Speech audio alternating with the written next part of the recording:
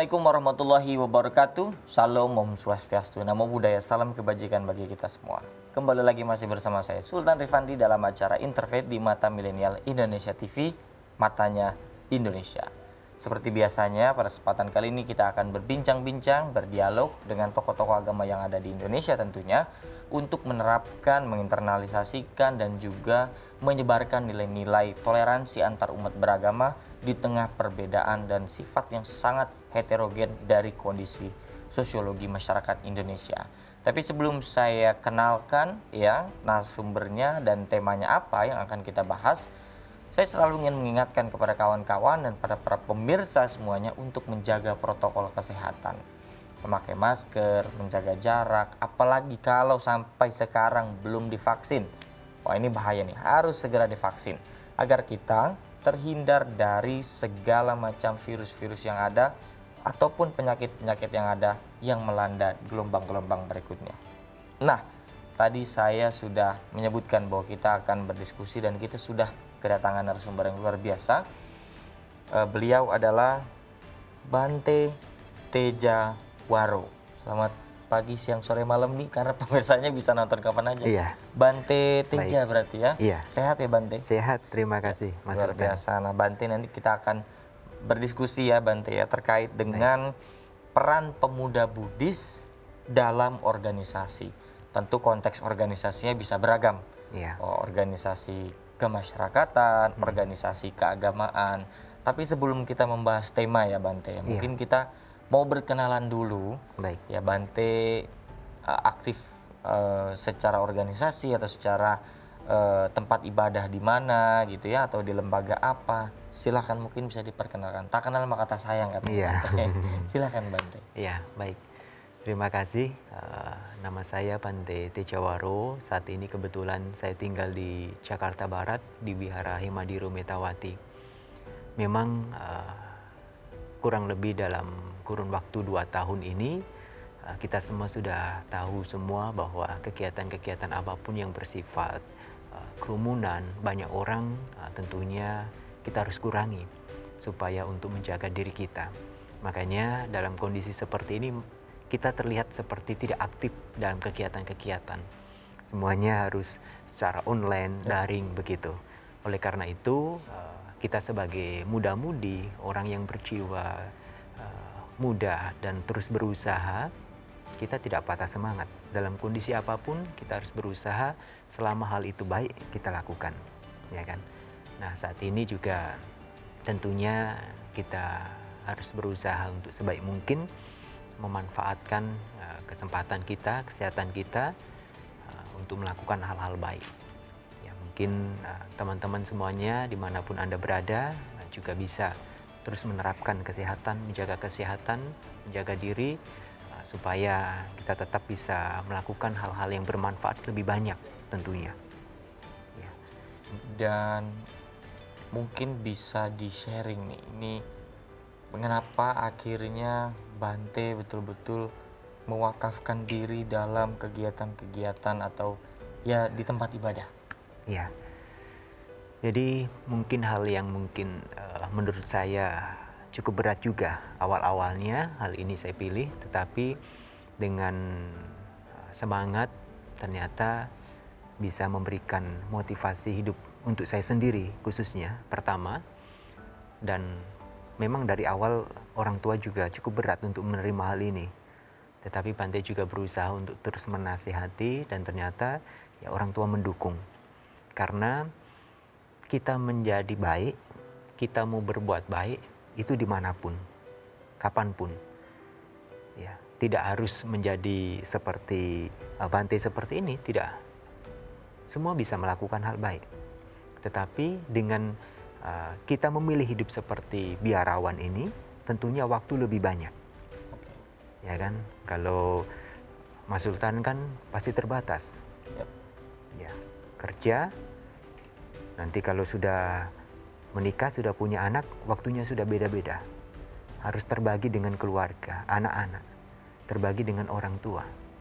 Nah, kalau seperti para Bante begini, mereka sudah fokus, tidak ada hal yang istilahnya terikat. Tidak mikirin istri karena tidak punya istri, tidak mikirin anak karena tidak punya anak, tidak memiliki rumah, tidak mikirin rumah karena tidak punya rumah. Semua hal-hal baik ini kita berusaha untuk lakukan, terutama untuk diri sendiri. Kita berusaha untuk mengembangkan kebahagiaan di dalam diri kita sendiri. Setelah itu kita baru keluar, kita membagikan untuk banyak orang. Ya, luar biasa sekali apa yang diceritakan oleh Bante. Nanti kita akan dalami terkait dengan tema yang akan kita bahas, yaitu peran pemuda dalam organisasi, tapi tidak sekarang, jadi jangan kemana-mana. Kita akan bahas di segmen berikutnya. Tetap di Interfaith, hanya di Mata Milenial Indonesia TV, matanya Indonesia.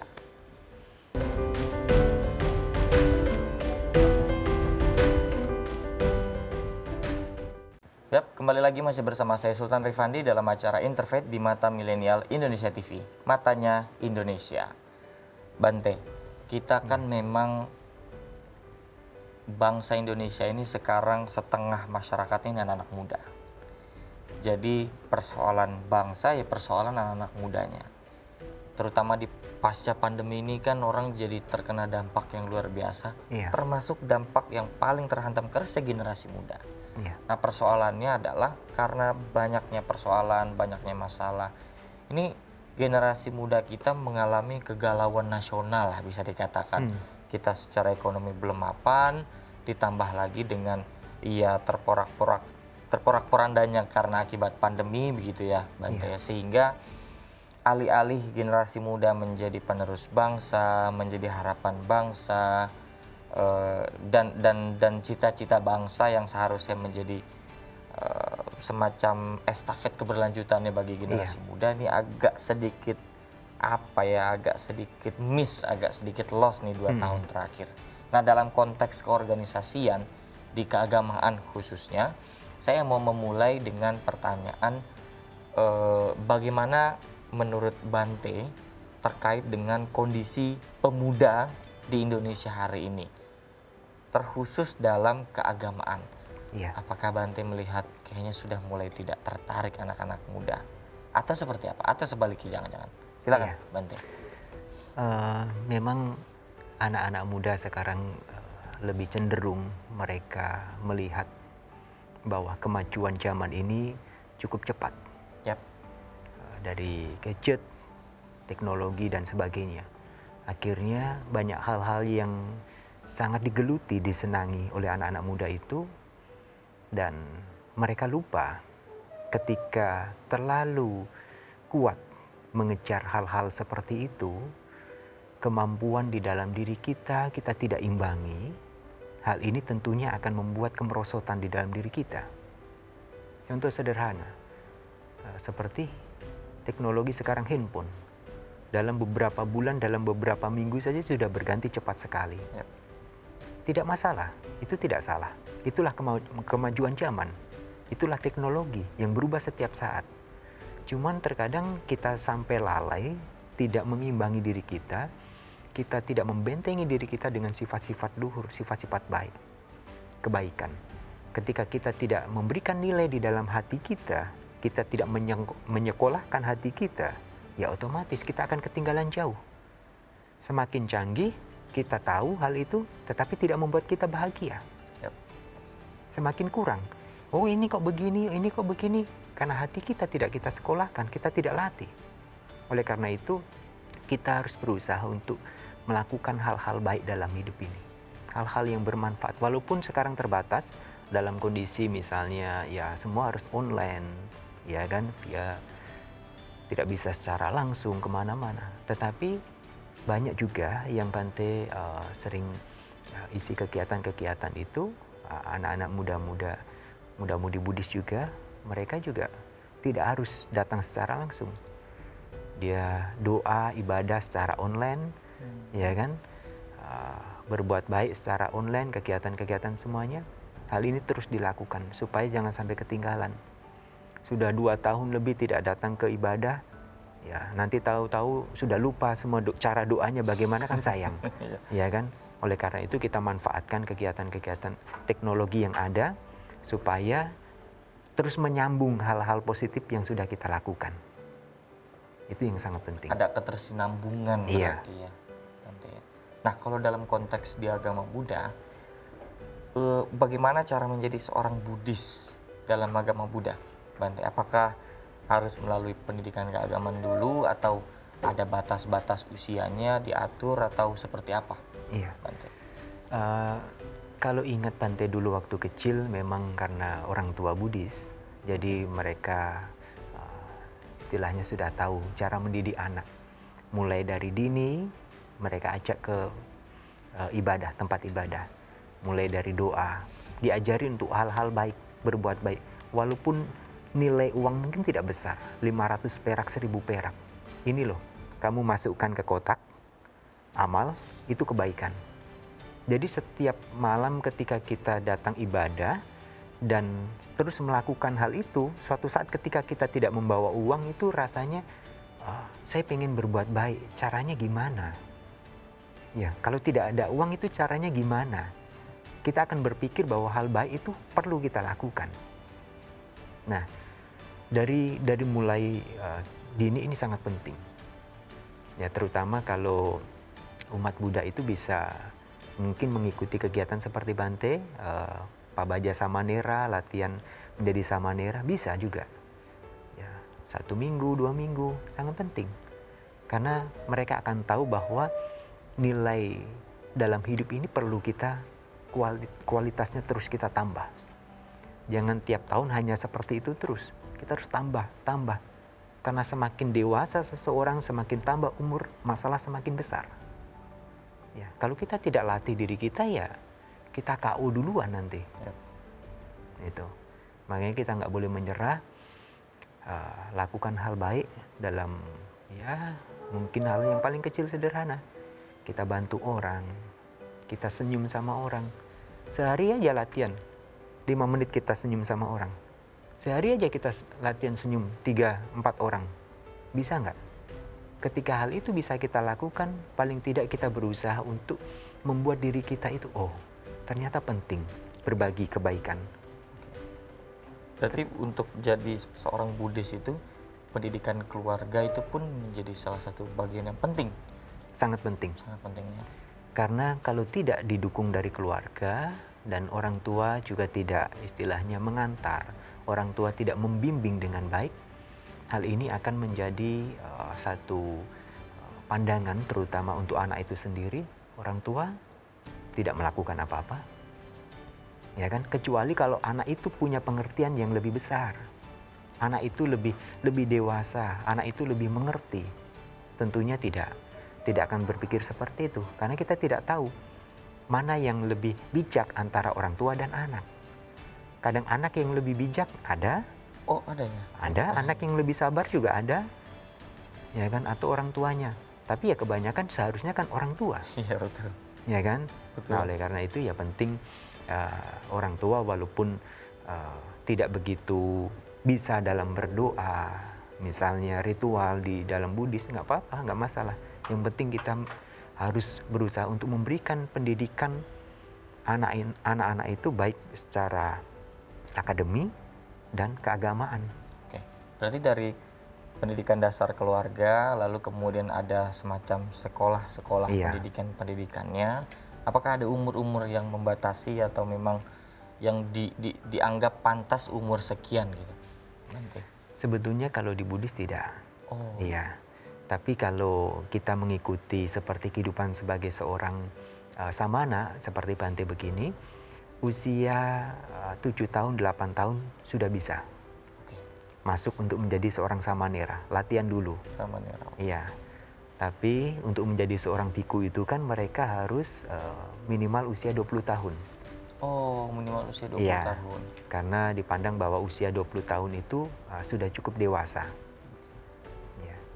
Jadi ini bisa istilahnya diterapkan dalam kehidupan masyarakat juga. Ya, ketika mereka sekolah di sekolah dan ada waktu liburan, mereka biasanya orang tua meminta anak-anaknya untuk mengikuti kegiatan di wihara.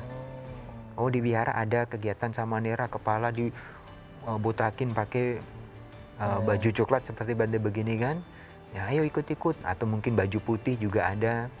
Biasanya sih program itu brahmachari begitu. Latihan Latihan ya. yang tadinya menjadi umat biasa seperti Mas Sultan menjalankan 5 sila. Setelah pakai baju putih, mereka latihan 8 sila. Ya kan? Setelah pakai baju putih nanti mungkin ada yang jadi samanera 10 sila. Begitu, secara bertahap. Secara bertahap, nggak yang langsung sekaligus ya? Nggak. Bante, ya. Dan banyak umat yang khawatir, nanti kalau anak saya jadi samanera nanti keterusan. Nggak usah khawatir. Iya, tenang. Biasanya sih pasti mereka mengikuti program saja. Nah, setelah itu juga lepas gitu. Nah, mengikuti program biasanya Iya. Bante ya. Dalam kegiatan agama Buddha, peran pemuda itu di program-program yang dibuat dalam agama Buddha itu perannya di mana saja nih anak muda? Sebelum pandemi atau pasca pandemi, adakah ternyata lebih signifikan anak muda yang berperan atau jangan-jangan sama aja? Kita akan bahas di segmen berikutnya. Jangan kemana-mana, tetap saksikan Interfaith hanya di Mata Milenial Indonesia TV. Matanya Indonesia.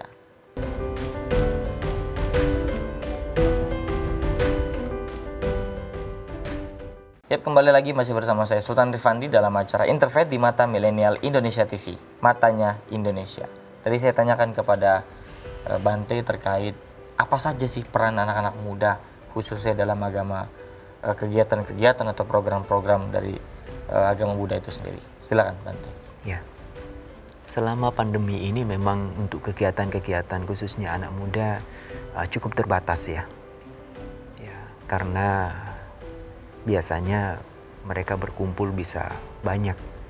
Sekarang kita nggak bisa untuk berkumpul, ya semuanya secara online. Tentunya ini sangat berpengaruh. Ya. Akhirnya ada beberapa anak muda-mudi yang merasa mungkin sudah terlalu lama di rumah, akhirnya ya lupa juga kegiatan-kegiatan yang dilakukan di wihara atau mungkin di luar dari wihara seperti baksos atau kegiatan-kegiatan yang lainnya, amal lainnya. Nah, tapi selama ini sih memang untuk peran muda-mudi khususnya di agama Buddha ini memang mereka terus berusaha dalam hal-hal baik. Mungkin ada yang hobi musik, ada yang hobi kegiatan-kegiatan sosial, ada hobi yang mungkin lainnya. Hal ini bisa mereka terus kembangkan. Jadi yang penting adalah dalam kondisi apapun itu kita sebagai anak muda-mudi kita nggak boleh menyerah. Walaupun kondisi seperti ini kita terus berusaha. Karena kita yakin bahwa kondisi seperti ini tidak selamanya. Kondisi yang buruk, yang tidak menyenangkan, yang tidak kita sukai tidak selamanya akan seperti ini. Pasti akan berubah. Iya. Demikian juga ketika dalam kondisi hal yang menyenangkan, yang membahagiakan, kita juga jangan lalai. Kita lupa diri sampai kita juga tidak mempersiapkan hal-hal baik untuk kedepannya nanti. Gitu. Artinya kalau Bante menganggap bahwa penting nggak sih sebetulnya anak-anak muda ini berkecimpung dalam dunia organisasi, apapun itu, terlepas dari organisasi keagamaan, kemasyarakatan, kepemudaan, penting nggak nih Bante anak muda ikut terlibat dalam organisasi? Iya. Kalau menurut Bante sangat penting, karena ketika kita terjun dalam organisasi, di situ banyak hal-hal positif yang kita dapatkan. Kita bertemu dengan teman-teman yang baru yang tentunya punya satu tujuan, ya, tujuan yang baik, tujuan yang bermanfaat. Nah, oleh karena itu, Sang Buddha mengingatkan di dalam Buddhis diingatkan begini, untuk menjadi seorang pemimpin kita harus berusaha untuk memimpin diri kita sendiri. Kita harus pimpin diri kita sendiri terlebih dahulu, kita latih diri kita sendiri terlebih dahulu. Ketika kita sudah melatih diri kita, maka ketika kita terjun di dalam masyarakat, kita akan tahu bahwa hal baik yang kita tanamkan di dalam diri kita ini tidak akan melukai, tidak akan menyakiti ke orang lain. Gitu. Jadi seperti Buddha, Petapa Gautama saat itu, beliau masih berjuang. Beliau berjuang selama 6 tahun di dalam hutan sebelum mencapai penerangan sempurna, mencapai tingkat kesucian. Beliau berjuang untuk kebahagiaan diri sendiri. Selama 6 tahun. Beliau meninggalkan istana, beliau meninggalkan keluarga, beliau berjuang 6 tahun untuk di dalam hutan itu. Ketika beliau mendapatkan dharma kebenaran itu, mengetahui dharma kebenaran, beliau baru membagikan dharma itu ke orang lain, ke semua makhluk. Nah, hal ini juga kita bisa terapkan dalam kehidupan masyarakat, khususnya muda-mudi juga. Ketika kita terjun dalam lingkungan organisasi, hal-hal kebaikan di situ kita satukan bersama supaya mendapatkan manfaat. Kita mendapatkan manfaat, teman-teman juga mendapatkan manfaat. Kenapa tidak kita bagikan secara luas? Semakin banyak tangan yang kita ulurkan, semakin banyak orang yang akan mendapatkan. Kalau kita kita masing-masing punya tangan dua.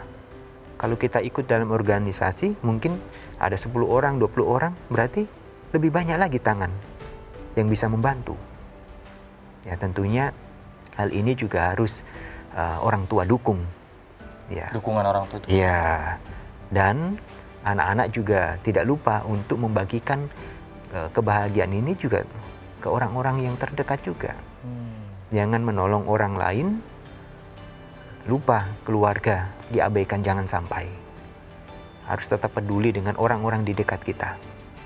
Nah, kalau terkait, ini kan bangsa Indonesia tadi saya sempat katakan luar biasa banyak perbedaannya.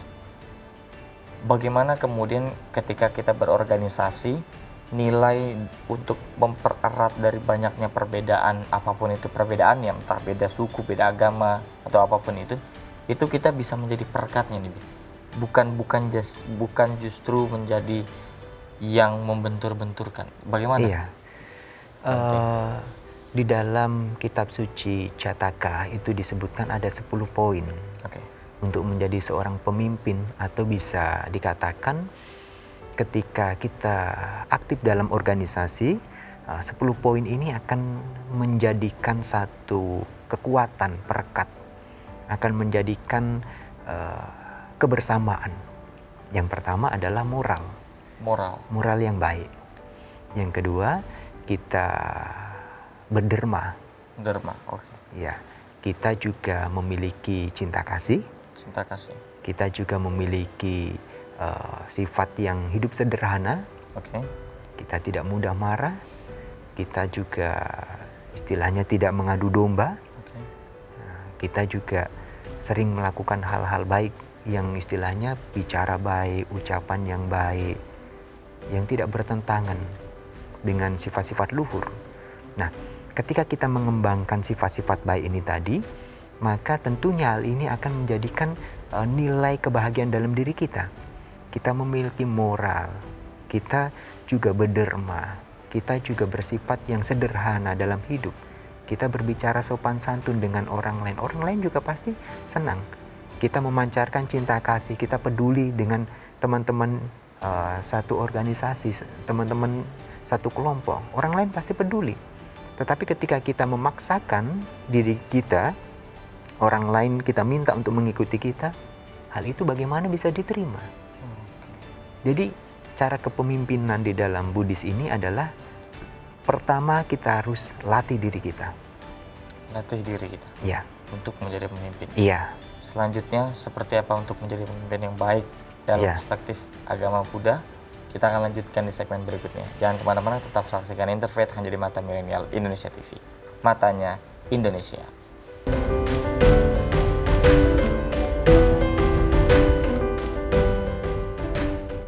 Yap, kembali lagi masih bersama saya Sultan Rifandi dalam acara Interfaith di Mata Milenial Indonesia TV. Matanya Indonesia.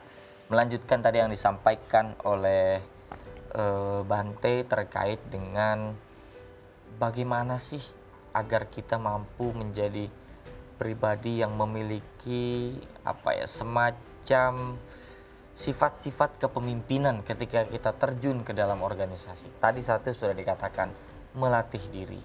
Selanjutnya bagaimana? Iya.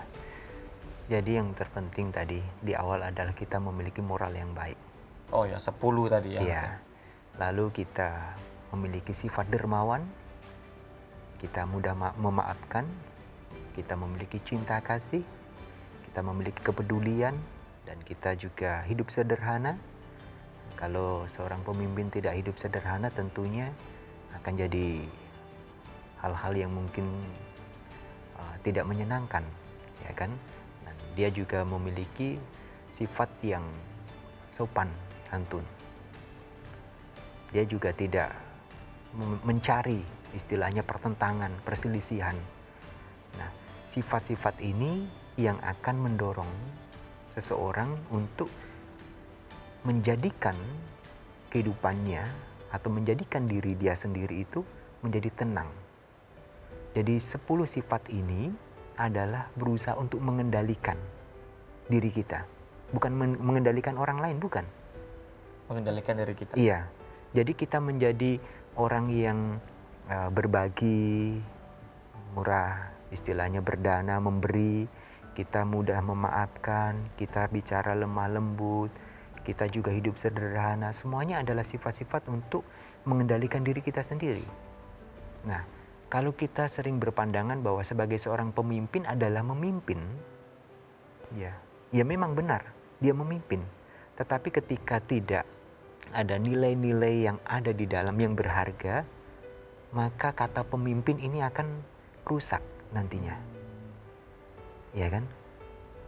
Akhirnya apa? Orang-orang di luar tidak akan bisa mengikuti, tidak akan percaya, tidak akan senang dengan keberadaan kita. Kita sering menyakiti, kita sering merugikan, kita bicara tidak istilahnya menyakiti orang lain. Kita sering berbuat yang merusak. Jangan. Hal-hal baik itu adalah supaya menjadikan diri kita yang berharga. Itu. Ya, jadi ketika kita diingatkan dengan sifat-sifat cinta kasih, belas kasih, hal-hal inilah yang harus kita kembangkan. Supaya orang-orang di sekitar kita juga merasa bahagia. Kita bagikan kebaikan, kita bagikan cinta kasih. Orang-orang di sekitar kita pasti bahagia, senang. Tapi kalau kita bagikan kebencian, kita bagikan amarah di situ, kita bagikan hal-hal yang tidak baik, pasti orang lain tidak senang. Ya. Nah, itu bagaimana caranya tuh bisa mengendalikan? Kadang-kadang kita suka gatel gitu ya. Iya. Bante, jadi apaan sih itu dia jadi gibah, jadi ngomongin orang. Iya. Mengendalikan diri sendiri itu gimana ya, Bante? Sebetulnya begini, kalau kita terlalu banyak istilahnya peduli dengan hal-hal yang bahasanya mungkin komentar atau hal-hal yang mungkin tidak menyenangkan, itu justru tidak ya kita membuang waktu kita. Kita jangan pedulikan hal-hal seperti itu. Yang penting kita tahu bahwa hal-hal yang tidak baik itu tidak memberikan manfaat. Oke. Ya. Kita tahu hal itu tidak baik, kita jangan lakukan. Tetapi kalau orang lain melakukan, kita nggak bisa menyalahkan mereka. Karena memang sifat setiap orang itu berbeda. Ya, jadi sangat penting kita berbagi hal-hal baik. Mulai dari ucapan, perbuatan, dan pikiran. Kita berbicara yang baik, berbuat yang baik, berpikir yang baik. Harus beriringan itu ya? Iya. Nggak boleh satu-satu berpikir Ya. baik aja gitu. Kalau berpikir yang baik, pasti ucapannya baik. Oke. Oh, jadi saling ketersinambungan. Iya, karena semuanya dari pikiran. Oke. Ya, semuanya dari pikiran. Pikiran kita yang mengatur. Kita mau berbicara juga dari pikiran. Tapi kalau pikirannya sudah nggak baik ya ucapannya pasti konslet nanti. Gitu. Perbuatannya juga konslet juga. Ya. Jadi sangat penting. Mulai dari pikiran kita kendalikan, ucapan, perbuatan.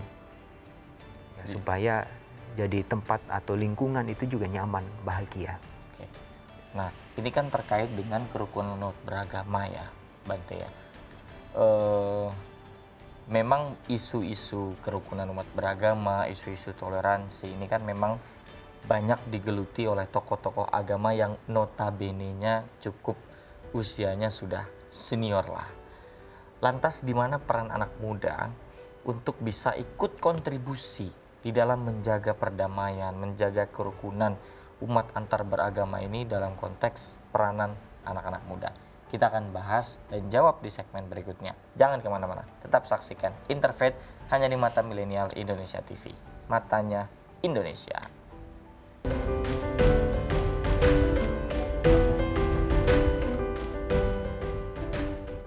Yap, kembali lagi masih bersama saya Sultan Rifandi dalam acara Interfaith di Mata Milenial Indonesia TV, Matanya Indonesia. Kita masih bersama Bante, dan tadi saya sempat menanyakan kontribusi anak muda untuk bisa menjaga kerekatan antar umat beragama, kerukunan antar umat beragama ini seperti apa nih? Meningkatkan semangatnya dan membuat mereka peduli untuk aware, untuk menjaga kerukunan ini, bagaimana menurut Bante? Iya. Sebetulnya kita tidak boleh kehilangan kepercayaan. Oke. Walaupun kita sebagai anak muda mungkin orang mengatakan, oh kamu terlalu muda, masih muda, Yap. nggak mungkin didengar. Tidak. Begini, Sang Buddha, pernah ada satu istilahnya nasihat dari Buddha. Apa yang muda, ada 4 hal itu kita nggak boleh abaikan. Istilahnya jangan meremehkan. Yang pertama itu raja. Apa? Raja, Raja. anak raja. Oh, oke. Anak raja. Itu kita jangan remehkan. Karena walaupun istilahnya dia anak raja, kalau dia jadi raja, apa yang diucapkan itu pasti bisa istilahnya jadi kenyataan. Yap. Harapkan. Yang kedua itu adalah api. Api. Iya. Walaupun api kecil, hati-hati. Ya. Kalau api ini nyamber ke apa namanya?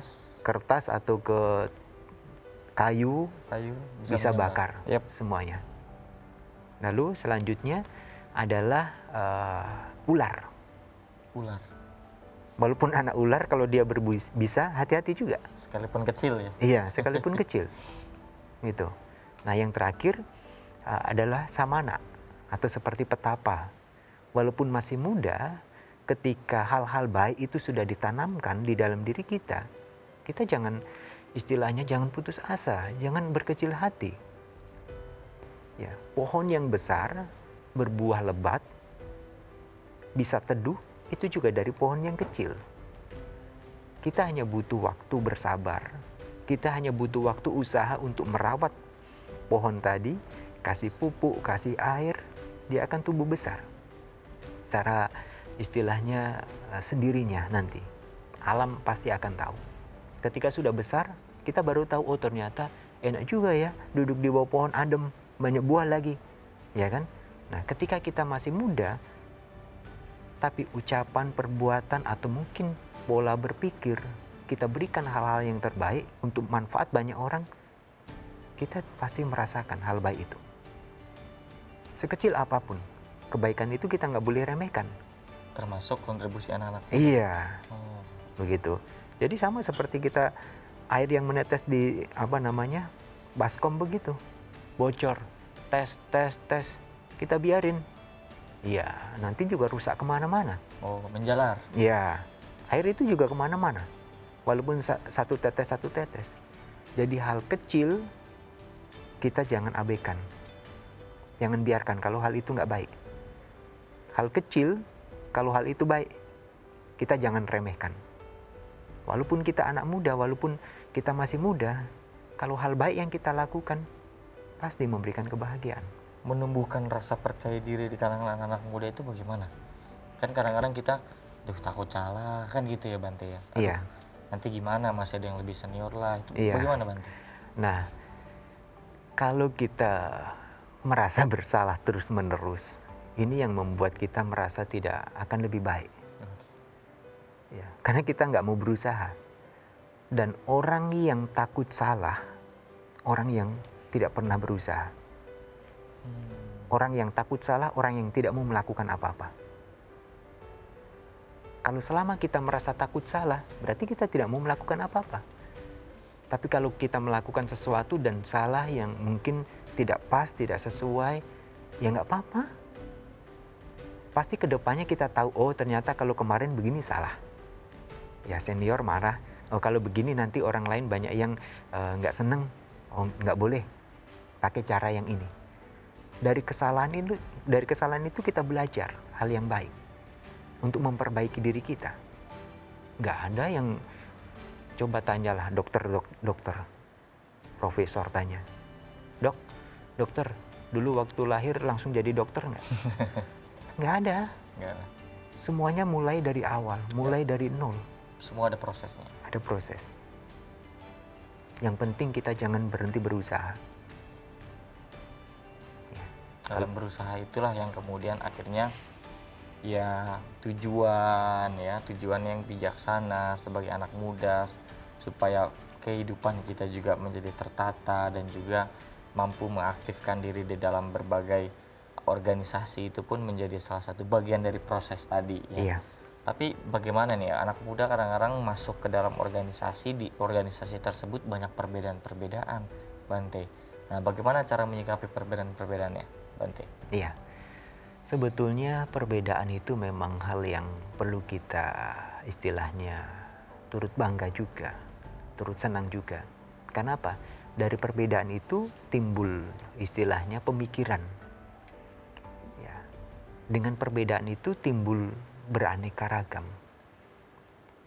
Coba aja, lihat aja pot bunga dimanapun. Pot bunga itu cantik karena ya memang bunganya beda-beda, warna-warni. Ada yang bunganya kecil, ada yang lebih besar, ada yang warnanya merah, ada yang kuning, ada yang putih, ada yang daun juga dimasukin di situ. Kadang juga Bante juga bingung juga loh. Orang yang rangkai bunga itu di pernikahan begitu kan, itu rumput juga dimasukin loh. Padahal pikir-pikir, rumput itu kok rumput dimasukin juga ya, tapi bagus hasilnya, ya kan? Nah, yang terpenting ketika kita melakukan hal yang baik dan satu anggota, satu kelompok itu mungkin melakukan satu tindakan mungkin yang tidak pas, ya otomatis yang senior juga harus memaklumi. Oh, dia baru, nggak apa-apa latihan, ya kan? Bukan satu kesalahan itu langsung mengucapkan kata-kata yang kasar, tidak baik, jangan. Orang sakit hati nggak selamanya bisa sembuh loh, bisa. Ya, betul. Itu loh. Jadi jangan sampai kita bikin sakit hati antara yang senior ke junior atau sebaliknya. Lebih baik kita mungkin nasihati dengan baik-baik. Tapi kalau nggak bisa, ya nggak apa-apa, ya kan? Kita ulangin lagi. Mungkin bukan pas kali apa yang kita berikan tugas untuk mereka. Berikan tugas yang lain. Yang apa yang mereka senangi, yang mereka bisa, yang istilahnya mereka senang, begitu. Nah, kalau menurut Bante Tejan, bagaimana perkembangan anak muda Buddhis bagi negara maupun komunitasnya? Apakah sudah lebih baik dari sebelum-sebelumnya? Yang pasti banyak perubahan sekarang, ya, apalagi sekarang zaman sudah berkembang, teknologi semakin maju dan anak-anak juga mulai dari usia ya mungkin antara 12 itu mereka sudah banyak sekali karya-karya mereka. Bante juga merasa luar biasa. Bahkan usia 8-10 sudah luar biasa karya-karya anak-anak itu. Yang penting kita melihat bahwa dengan perkembangan zaman ini yang semakin maju, kita tidak boleh berhenti berusaha melakukan hal yang terbaik, baik untuk diri kita ataupun orang lain. Dan kita jangan sampai ketinggalan dengan perkembangan zaman itu. Teknologi semakin maju, moral, kebaikan juga tidak boleh ketinggalan, selalu ada dalam diri kita. Supaya apa? Supaya nanti kita juga bisa bertemu dengan hal-hal yang mungkin yang tidak menyenangkan, kita bisa mengatasi. Itu. Oke. Nah, kalau tadi kan anak-anak mudanya nanti ya. Baik. Ini bagaimana peranan masing-masing pemuda ya, lalu kemudian peranan dari senior-seniornya untuk atau tempat ibadah wihara untuk menjaga kerukunan umat beragama ini, apakah ada program-programnya atau ada kegiatan-kegiatannya, Bante? Iya, kegiatan-kegiatan yang dilakukan di setiap wihara tempat ibadah pasti berbeda-beda, ya kan? Antara lain mungkin baksos, berbagi makanan atau obat-obatan, kesehatan, peduli, kasih. Bante sering lihat sih di wihara-wihara juga melakukan hal itu. Apalagi dalam kondisi sekarang di tengah pandemi begini, banyak orang yang susah, bagi makanan, sembako dan sebagainya, supaya bisa ya paling tidak kita menunjukkan kepedulian dan paling tidak ya orang merasa terbantu dengan hal-hal itu. Dan khususnya dengan melalui perbuatan-perbuatan sekecil ini, ya tentunya kita mengharapkan baik muda-mudi ataupun Umat-umat semuanya kita juga berbagi. Saling menolong, saling membantu dalam keadaan seperti ini. Kalau kita tidak saling membantu, sekarang kita bisa istilahnya memisahkan satu orang dengan orang lain. Kita nggak bisa hidup seperti itu. Kita selalu tergantung dengan orang lain. Kita mau makan juga harus tergantung dengan orang lain. Kita nggak pernah tanam padi kok, bisa makan nasi. Ya kan? Sama seperti kita bikin minum teh. Nggak pernah menanam teh pada. Iya, ya kan? Jadi hal ini juga berhubungan dalam kehidupan kita semuanya. Tidak ada yang beda. Seperti orang bikin kue, ya kan? Ada tepungnya, ada gulanya, ya nanti jadi kue. Walaupun hal itu berbeda, kue antara gula. Nah, ketika hal-hal itu berbeda terjadi di lingkungan masyarakat, antara anak muda, pengurus semuanya nggak apa-apa. Yang penting kita kompak lakukan hal kebaikan. Ketika kumpul di situ, ya paling tidak banyak macam di situ. Pemikiran, usaha, dan tujuan yang paling penting. Tujuan bersama. Iya. Nah, terakhir Bante, memberikan pesan kepada seluruh masyarakat di seluruh daerah di Indonesia, Bante, agar anak muda ini tidak apatis terhadap kondisi sekitar, tidak apatis terhadap lingkungan, tidak apatis dengan kondisi bangsa yang mungkin ada sangkut pautnya dengan kerukunan umat beragama, sehingga dia mau berorganisasi, dia tidak alergi dengan perbedaan, justru dia tidak menjadi orang yang mempunyai bibit-bibit anti toleransi. Silakan, Bante. Ya. Baik, sahabat-sahabat Mata Milenial Indonesia dimanapun Anda berada, saat ini tentunya kita bersama-sama harus mengingat hal baik, ya, hal baik yang terus kita munculkan di dalam diri kita. Selama kita berbagi hal baik itu kepada siapapun, hal baik itu akan memberikan manfaat untuk kita. Dan paling penting, kita harus jangan terlalu mementingkan kepentingan pribadi. Seperti kita menanam bunga. Tanam bunga di jalan, nggak masalah. Yang penting jangan lupa siram, kasih pupuk. Ketika bunga itu sudah tumbuh, sudah mekar, yang dapat manfaat bukan hanya kita. Orang yang lain yang lewat juga senang. Oh, bunganya cantik, oh bunganya indah. Hal baik itu adalah tujuan untuk kebaikan bersama. Oleh karena itu, sahabat-sahabat semuanya, muda-mudi dimanapun Anda berada, mari kita bersama-sama supaya bangsa dan negara yang kita cintai Indonesia ini terus maju, terus berkembang, dan sukses selalu. Terima kasih. Salam bahagia. Terima kasih, luar biasa. Semoga apa yang disampaikan oleh Bante dapat kita pahami, dapat kita terapkan, dan dapat kita implementasikan dalam kehidupan sehari-hari. Sekali lagi saya ucapkan terima kasih kepada Bante. Saya ucapkan terima kasih juga kepada seluruh pemirsa yang telah menyaksikan dari awal sampai akhir. Ingat selalu jaga protokol kesehatan, jangan gegabah dan jangan sampai tidak menggunakan masker, apalagi jangan sampai belum pernah vaksin sampai sekarang. Jadi kalau yang belum vaksin, mari kita vaksin agar kita terhindar dari segala macam penyakit, terutama virus pandemi yang sedang melanda dalam kehidupan kita. Sekali lagi saya ucapkan terima kasih kepada Bante, saya ucapkan terima kasih juga kepada seluruh pemirsa. Saya pamit undur diri, tetap saksikan episode-episode lainnya hanya di Interfaith di Mata Milenial Indonesia TV. Matanya Indonesia.